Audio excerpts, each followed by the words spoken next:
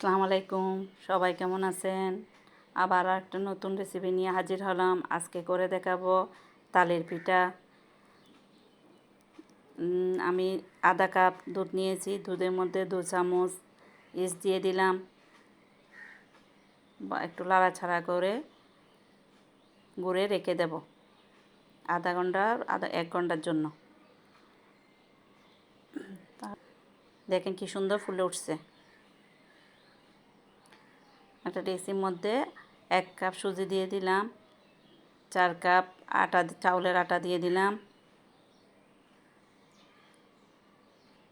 তারপর 1 কাপ দুধ দিয়ে দিলাম, গুঁড়া দুধ, 1 কাপ তেল, 3 কাপ চিনি, 2টা ডিম। এরপর ইস্টগুলা দিয়ে দিলাম।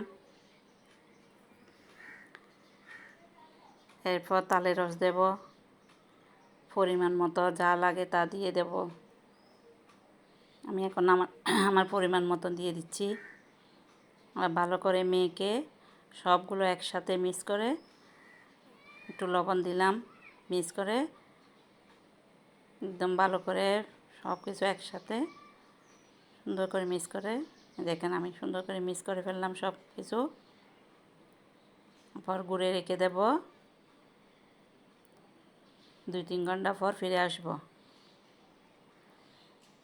এই দেখেন আমি 2-3 ঘন্টা পর ফিরে আসলাম, কীভাবে কি সুন্দর ফুলে উঠছে। এবার দিয়ে দিলাম নারিকেলগুলো দিয়ে একদম ভালো করে লাড়াচাড়া করে মিক্স করে বাটির মধ্যে নিয়ে বাফে দিয়ে দেব। ছোট ছোট বাটি করে বাফে দিয়ে দিলাম। দেখেন কি সুন্দর।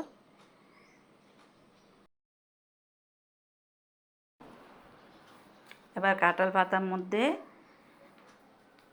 দিয়ে দেবো। আমি আবার কাঁঠাল পাতার মধ্যে বানাচ্ছি। দেখেন কি সুন্দর, কাঁঠাল পাতার মধ্যেও কি সুন্দর। দেখেন কাঁঠাল পাতার মধ্যে কি সুন্দর কারণ তালের পিঠা কাঁঠাল পাতা দিয়ে। এবার আপনাদেরকে খুলে দেখাবো। দেখেন কি সুন্দর, একদম সফট, খেতে অনেক ভালো লাগবে। ট্রাই করে দেখিয়েন বাসার মধ্যে। দেখেন ভেঙে দেখাচ্ছি।